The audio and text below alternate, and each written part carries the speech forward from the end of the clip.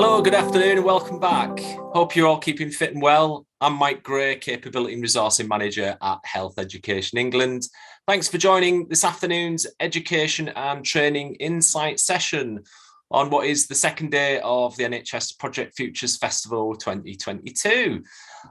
So we've only got a short time together, like 15 minutes. So I want to make the most of the time together. Do put something in the chat. I'll try and pick that up, and we hope to have some time together to run through a couple of questions if we've got time to do that. The slide that I'm showing at the moment, just a way of you reaching out and connecting with me. So I'm on Twitter. I do podcasts for those that are interested in that kind of thing. And I'm on LinkedIn. And for those of you that don't have the NHS Project Futures email address, you can reach me on there. So today's session really is to just give you a bit of a flavour for what's been going on, revisiting some of the core elements around education and training, give you and your team some idea to aid that learning and decision making, and give you some options really for you to kind of go away with and look at essentially. So there will be things that perhaps for some of you that will be new, and for others that you're revisiting for the first, for the second time essentially. But whatever you're deciding to do, whatever your learning plans are for this year and next, there's lots of benefits to learning something new, particularly when it comes to project and change management. So some of you may have started to engage with the NHS Project and Change Framework. You might have done a self-assessment. You might have identified some of the training courses through the Learning and Training Prospectus. And some of you might have even considered doing enrolling onto one of the project management related apprenticeships. Or some of you could have even considered looking at going through the Chartership route through the APM. So we'll cover bits and pieces of those. So for some of you that was in Fiona Spencer's session earlier on this morning, there's some of those principles, people and performance, the 3 Ps as she described it, the PLP and others that will feed into some of the work that we're going to be doing around this. But I thought we would cover the framework, just little key areas of that, where to find it, who to connect to potentially that are already using that. The Learning and Training Prospectus, which is aligned to the Capability Framework. Apprenticeships, of course, for those that are thinking about a long-term learning commitment, then apprenticeships is definitely for you. And we'll look at the academy and some of the modules within that. We'll cover the Chartership route for the APM and the health projects delivery community on Knowledge Hub for you to connect with others around learning, development, and sharing best practice. Before I did that, I just wanted to sort of tease out some of the areas of the capability framework. And Fiona had a wee slide on the IPA government accredited levels. You'll know from those that have accessed the NHS Project and Change Capability Framework that we have 5 levels in the framework, and a lot of the learning, development and the education is aligned to each of those levels. So whether you're new to project management or change management, within your first couple of years of that role, just starting out, but you might have an aspiration to become a project management or a benefits manager or a change manager. It's what are the next levels in learning and development and education that can really make an impact on your career and your application for learning. So in the NHS Project and Change Capability Framework, we have 5 levels. You will have seen from Fiona's discussion this morning, there are 4 levels there. We've included the aspirant 0 to 2 years first kind of steps into projects as being that fifth level. And importantly, the entry route into our profession. And each of these levels are designed to give you that next level of learning, whether it's apprenticeships start to kick in, and what does that learning look like in terms of a long-term learning commitment, or whether it's a formal paid course, which is done over 2, 3, or even 5 days, that there's learning available at all levels. And Fiona mentioned about the PLP course this morning, and there did seem like there was some interest. So if you are interested in looking at the PLP, and you're keen to express your interest in that, we're happy to coordinate some of the comms that will go out of that. So you can email the NHS Project Futures inbox, and we'll keep you up to speed on when the next available cohorts are. Joe Stanford has been on the PLP course. Another colleague in our Nursing 50K team has been on the PLP course as well. So if you do want to hear what it's been like for them, then let us know. We'll look to do some kind of lightning talk or lunch and learn on those things. But I think importantly, it's about what learning's available to you at any level, and just really celebrating what learning can be accessed. I do know from some of the work I've been doing with you all that apprenticeships are really central, and there's never been a better time to consider an apprenticeship, whether you're an aspirant or whether you've been in project change management for many years.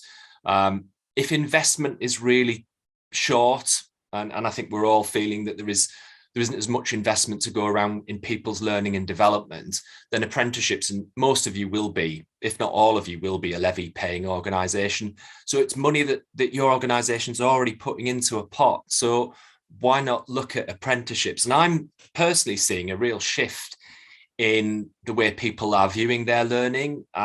Traditional two-day courses, they do give you a level of learning. They do give you that's kind of building blocks for project or change management, but it's actually people are wanting a longer time to apply and consider and try out and test and work with others on it, and so that becomes more ingrained in their day-to-day roles. So you'll see from the below the chat, there are documents, and included in that is a couple around apprenticeships. So HE are doing a couple of apprenticeships at the moment. We're accessing the level 4 project data analyst apprenticeship with Projecting Success, and we're also doing the level 4 associate project management apprenticeship with Provec, and we've got a couple of colleagues who are doing the level 7 in systems thinking. So we're happy to share that. There's a lot of things I've been doing on podcasts and on our YouTube channel that for line managers, if you want to know a bit more about data, or if you're a learner and you want to just find out what it's about and just have a bit of a taster course on it, there's things there for you to do that. So I think part of this process is to just really look at apprenticeships as a win-win. It works for you in terms of your confidence and application, and it works for you as a manager. You can really see some investment and impact on that. And with it being National Apprenticeship Week a couple of weeks ago, we've shared a lot of insights from line managers and learners about their experience as apprenticeships. So go have a look, come to me, get involved, and hopefully you'll really consider that as a future learning aspiration. The framework is, it's been out a year, can't believe it. It's been out a year now. And I'm talking to various organisations currently about that, NHSX being one of them, and other trusts across the country about what that framework looks for them in their organisations and how they can make best use of that content. So it's available.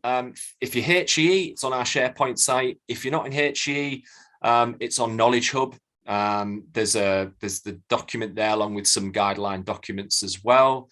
I've done a number of workshops with people, but if you want to lunch and learn on that to find out more, let us know. But the frameworks is aligned to all the education and training options that are available currently, or at least the ones that we've identified. It's not to say that there aren't more out there, because there are, but the framework's a starting point for those conversations, because that's where the value is in the framework.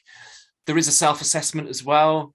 There is one due out later this year, which will be a downloadable app, which will make things a little easier. But the one I've created is on Microsoft Forms. It's really easy. It doesn't take long to complete, but the feedback I've had from it has been great so far.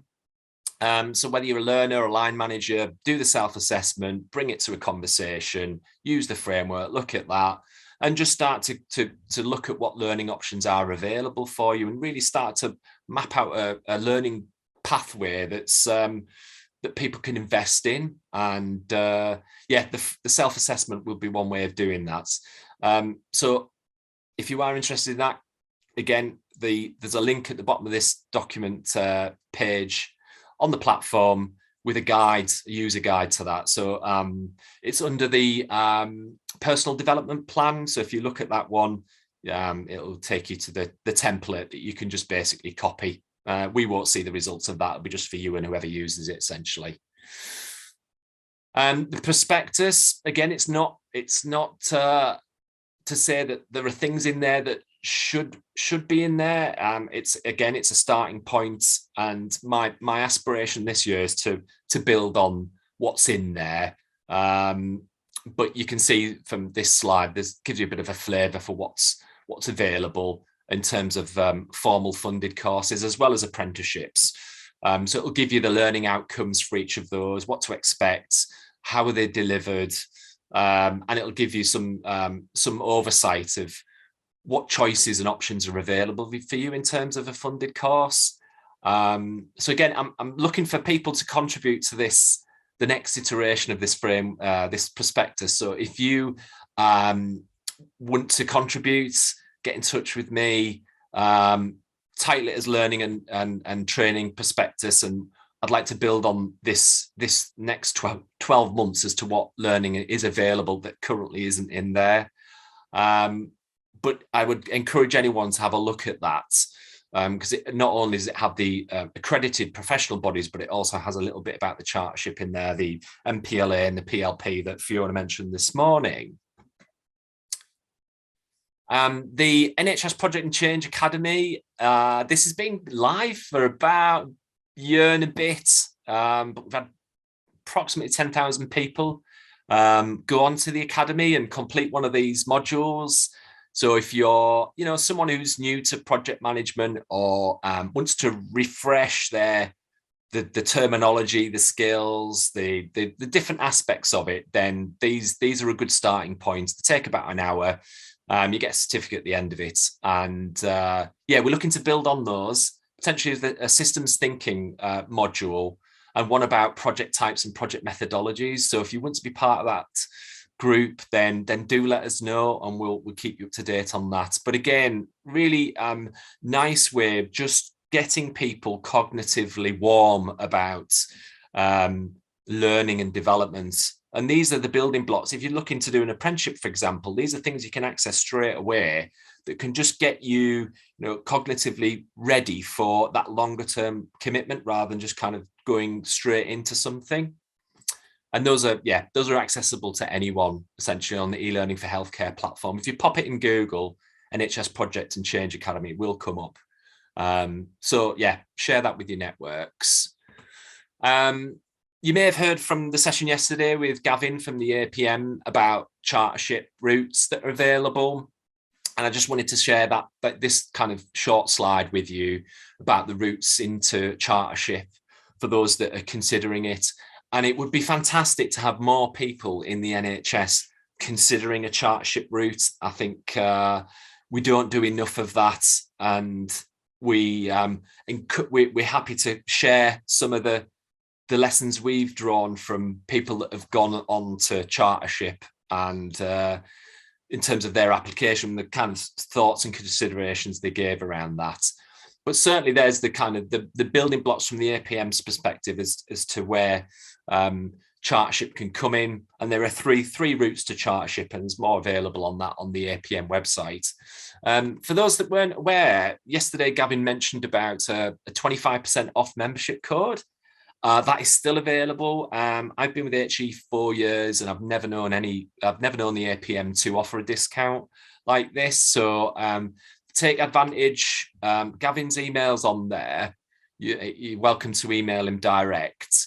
And I said to Gavin yesterday, we'll look to do some kind of lunch and learn sessions, workshops on membership and things like that. So use the code, have a look at it. There's loads of benefits to being a member of the APM. So do have a look. The Knowledge Hub community, we've seen a great level of engagement more recently with Knowledge Hub, and I lead on the capability development SIG there. we do know there's a new version coming out very shortly for Knowledge Hub. So in terms of functionality, navigation, things like that, we should see an improvement on there. For those that don't know, there is a survey out at the moment on Knowledge Hub that myself and a couple of colleagues have created just to get your input on what you'd like to see there. Again, if you haven't seen that survey, email the NHS Project Futures inbox and we'll get it sent to you, because that's not closing till the 8th of March. But we'd really value your input to that. Essentially, the platform is connecting. It's looking at documents and learning that's available to people. So it adds real value to your role and to others. And how do we connect with each other and make that whole learning piece across a region or a local footprint level, harmonise some of that stuff. And there's a link to the Knowledge Hub sign up for those that haven't got it. Perhaps one of my colleagues will put it in the chat for me. But again, there's how you can connect. I am looking for, I'll use this opportunity to plug podcasts. If you haven't seen the podcast we've been doing over the last 6 months, there's lots in there. One from Navina, one from a colleague in HE about their journey as a project manager. And she's the chair of the Bain Network. But there's lots of great things in there. So if you are interested in learning and development, you've got something to share with people, let me know, because I'm always looking out for case studies. And that's it. Really quick. The time's gone. Do remember out the PLP for those that fancy it. The SRO fundamentals training that my colleagues have been on, which is part SIDE Business School and University of Oxford. We've had a bunch of SROs in HE undertake that. So if anyone wants to know a bit more on that, let us know. The Knowledge Hub survey, the prospectus, if anyone wants to contribute to that. So there's lots of things in there, but hopefully you found today useful. Get in touch with me and connect, and thanks for listening. Take care. Enjoy the rest of the today. We've obviously got James from Projecting Success, who's going to talk about an introduction to data, which will be absolutely fascinating. So do get involved in that one. And later in the afternoon, we've got Rachel Jenkins coming to talk about imposter syndrome. So again, another great session. So thanks for listening. Take care and goodbye.